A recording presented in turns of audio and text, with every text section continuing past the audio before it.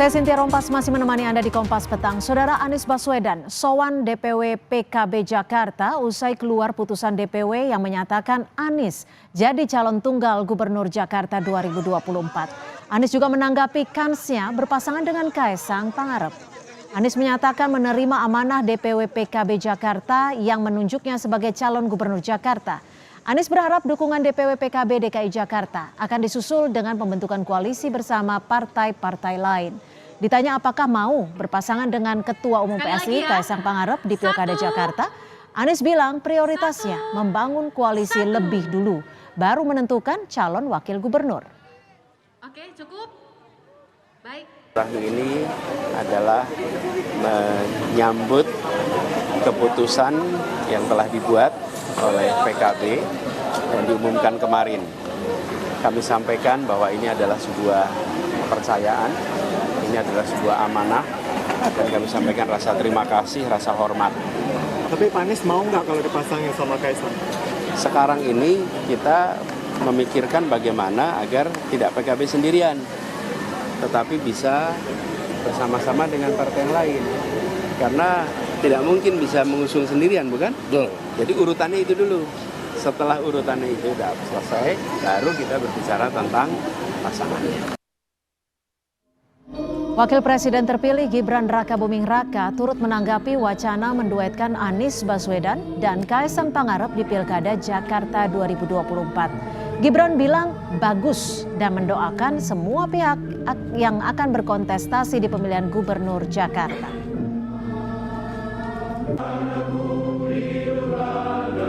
Pasangan sama Pak Anies itu gimana? Bagus itu bagus ya. Terima kasih. Artinya mendukung keduanya ya Mas?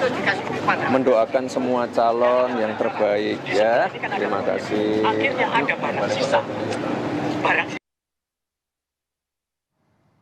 Wakil Ketua Umum Partai Gerindra, Habibur Rahman merespon kabar Anies Baswedan mendapat dukungan DPW PKB Jakarta untuk maju Pilkada Jakarta. Habibur Rahman bilang ia menghormati keputusan setiap partai. Ia meyakini kalau Anies duet dengan Basuki Cahayapurnama atau Ahok sekalipun akan kalah dengan penantang baru. Seperti nama Ridwan Kamil yang direkomendasikan Partai Gerindra. Justru ya kalau Anies maju saya pikir apalagi sekalian duet sama Ahok misalnya ya. Saya pikir selesai ya. Penantangnya insya Allah akan menang kalau kita cari yang benar-benar kuat seperti Pak Ridwan Kamil. Kenapa? Ya, karena rakyat Jakarta ini kan selalu ingin yang baru. Ya. Sehingga kalau ada orang baru, sosok baru menantang Pak Anies besok ini, ya, saya pikir peluangnya besar ya untuk bisa menang. Kalau kira-kira memungkinkan nggak duet Anies dan Kaesang? Ya mungkin aja, ya. Setuju ya. gitu Bang? Ya bukan, memungkinkan. Ya mungkin aja loh, enggak dong.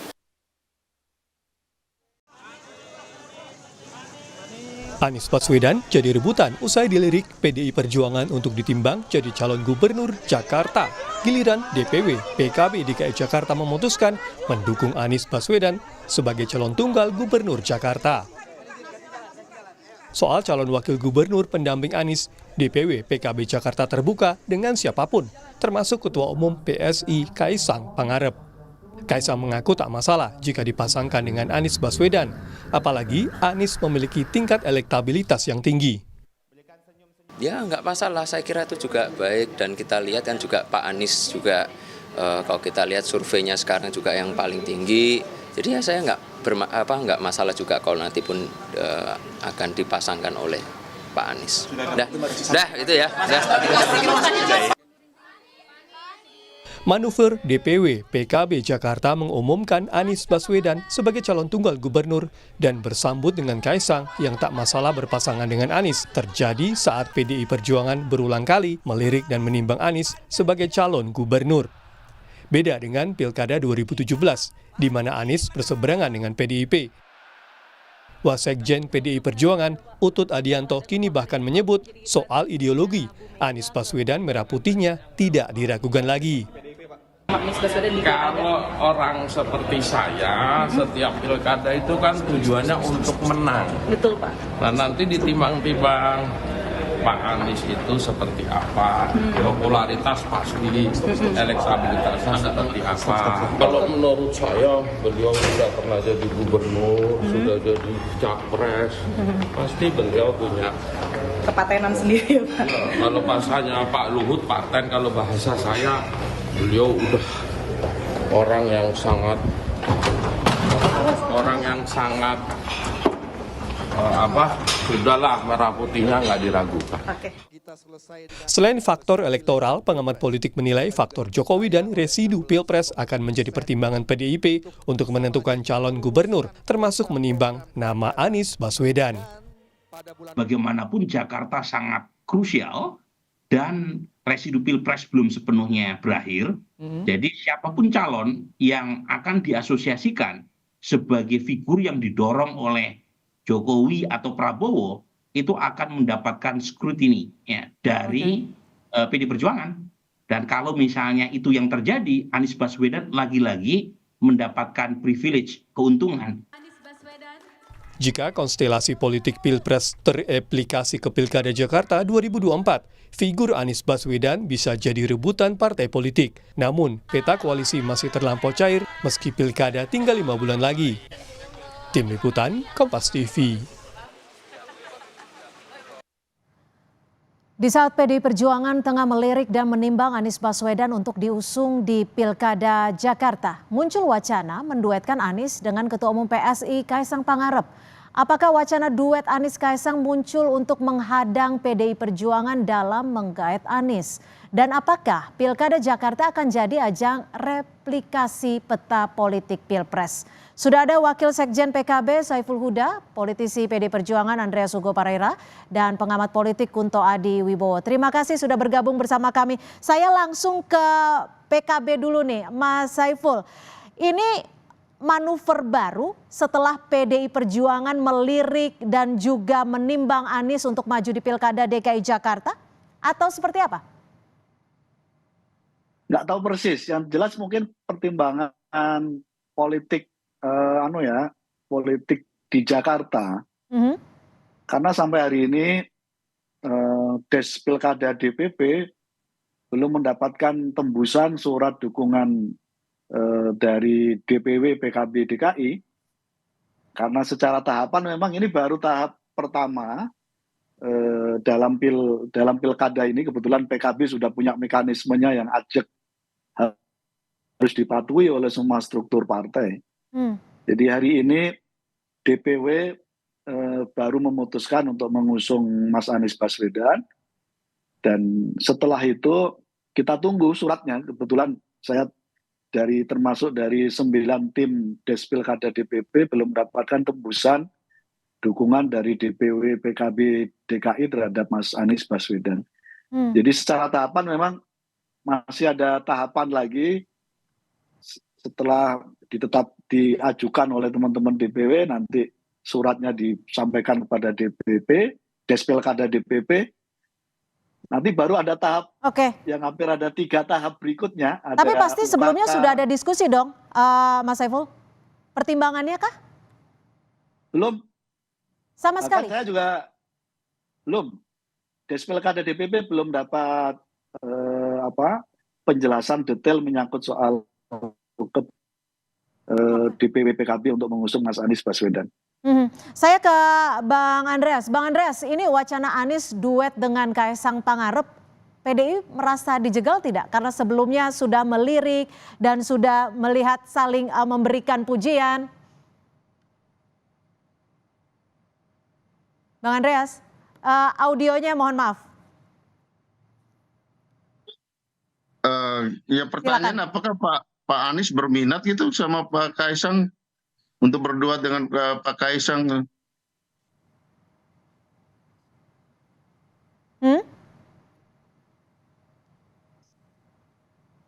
Bang Andreas? Halo, ya. Ya, gimana pernyataan Anda?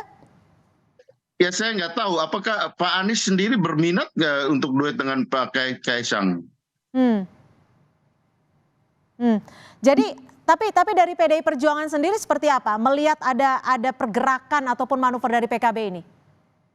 Ya kalau ya PKB tentu kita menghormati apa yang diusulkan oleh DPW PKB yang ya kami lihat juga di media massa juga dari DPD PDI Perjuangan juga di dalam penjaringan melakukan penjaringan dengan termasuk Pak Anies juga namanya terjaring di DPD PDI Perjuangan karena proses dari pilkada ini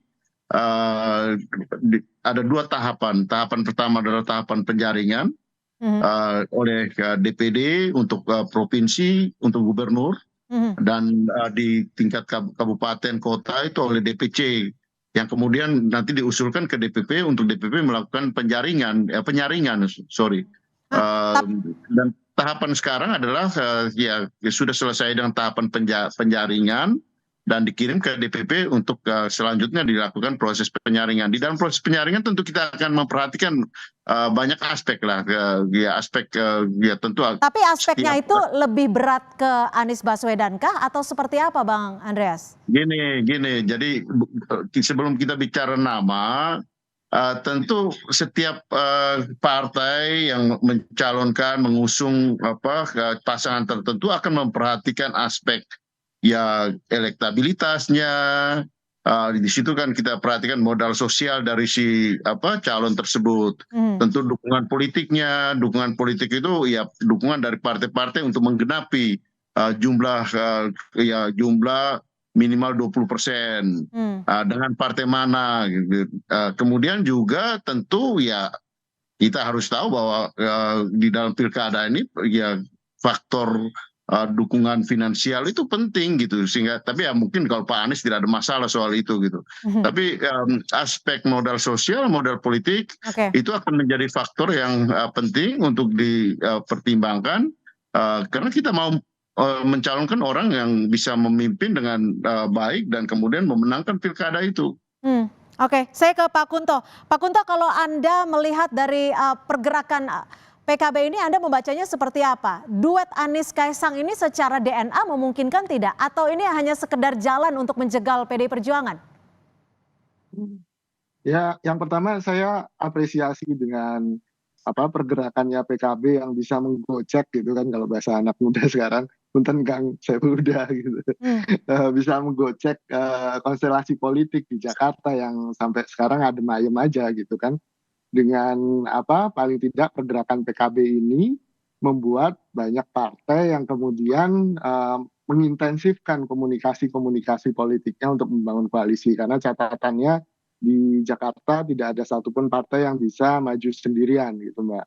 Lalu kemudian kalau soal, tapi kan ini tadi dari Kang Saiful Huda kan jelas bahwa bahkan di DPP sendiri pun belum menerima surat tembusan gitu.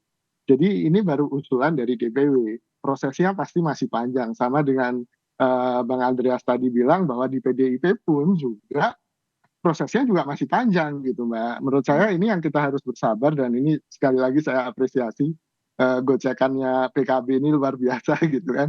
Jadi lebih hangat lagi isu soal pilkada di Jakarta. Apalagi ditambah dengan isu Mas Kaisang gitu kan. Dan di sini kan kita harus cermati bagaimana Mas Kaisang ini meniru cara kakaknya gitu kan, dengan tetap ada di perbincangan politik gitu kan, dengan tetap disebut namanya gitu kan jauh-jauh hari gitu kan. Dan ini untuk memelihara panggungnya Mas Kaisang atau peluangnya Mas Kaisang di Pilkada Jakarta. Tapi secara DNA apakah memungkinkan secara DNA politik? Iya, kalau DNA politik kan, politik itu nggak ada DNA esensialnya kan, semua bisa jadi lawan, bisa jadi kawan gitu. Tidak ada lawan dan kawan. Oke, saya ke Mas Saiful. Gimana ini, sekedar gocekan baru atau bagaimana nih kalau dibaca Pak Kunto seperti itu? Makanya saya juga mau nanya ke teman-teman DPW PKB Jakarta. Kan memang tahapannya penjaringan, dan salah satu nama yang terjaring, yang daftar ke DPW PKB Jakarta adalah Mas Anies Baswedan. Tapi segitu seksikah nama Anies Baswedan sehingga PKB langsung langsung bersuara seperti itu, bersuara keras, langsung mengusung? Ya tentu kita hormati ya. Pasti teman-teman DPW PKB Jakarta sudah mempertimbangkan banyak faktor. Tapi setahu saya memang simpatisan, kader dan pengurus PKB di DKI mengapresiasi prestasi Mas Anies 5 tahun jadi gubernur gitu, dan sampai hari ini popularitas, elektabilitas beliau juga tetap terjaga. Mungkin itu juga yang menjadi pertimbangan akhirnya mereka akan mengusulkan keputusan mereka mengusung Mas Anies untuk diserahkan kepada Despilkada DPP. Oke, saya ke Bang Andreas. Bang Andreas, kemarin kan Pak Utut sempat bilang peluang PDI Perjuangan untuk mengusung Anies ini artinya kalau bisa disimpulkan yang penting elektoral, asal bisa menang. Itu bagaimana? Apakah ini suatu statement untuk mengartikan asal bukan orangnya Jokowi dalam tanda kutip? Saya kira ya Anda membantah sendiri apa yang tadi disampaikan. Tidak ada hubungannya antara elektabilitas Anies dengan menghadang orang Jokowi gitu. Memangnya orangnya Jokowi harus selalu menang gitu? Kan tidak juga gitu kan. Jadi di sini kan sebenarnya Anies ini figur yang memang ya kita tahu bahwa Anies ini figur yang ya masih dominan dari segi elektabilitasnya. Yang terjadi kan justru orang mau mendompleng ke Anies kan di sini, sama seperti di Pilpres kemarin gitu kan.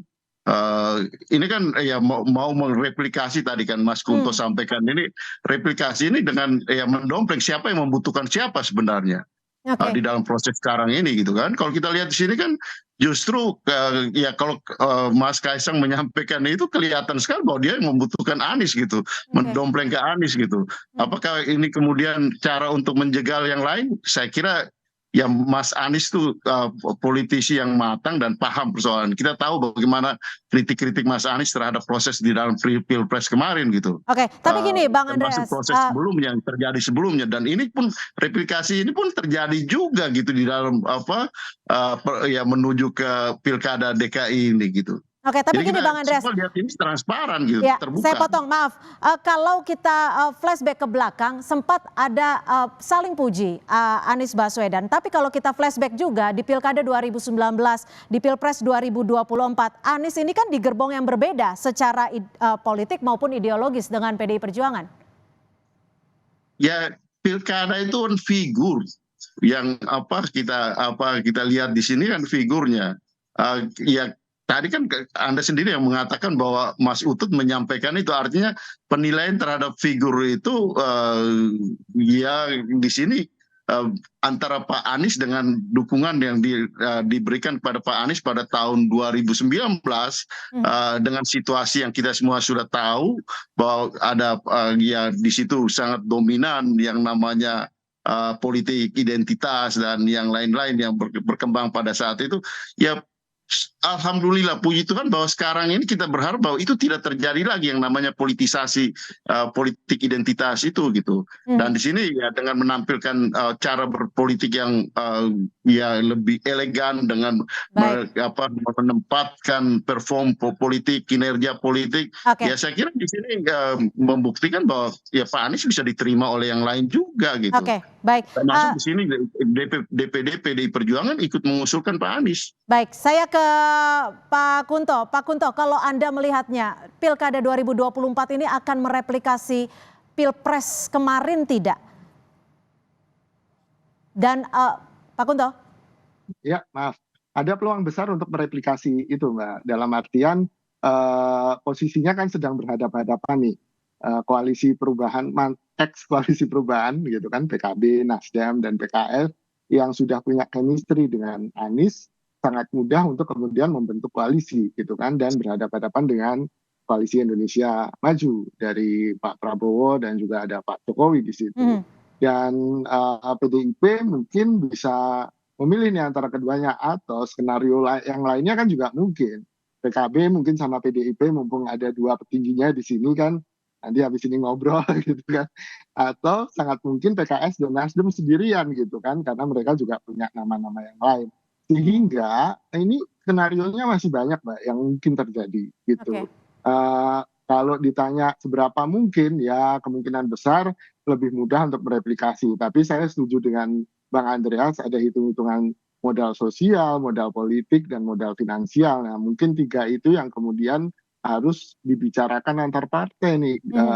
Membentuk koalisi kan tidak semudah itu pasti, apalagi untuk daerah yang sebesar Jakarta ini. Baik, terima kasih Pak Kunto Adiwibowo, pengamat politik, dan juga Bang Andreas Hugo Parera, serta Mas Saiful Huda sudah bergabung bersama kami di Kompas Petang. Selamat sore. Selamat sore.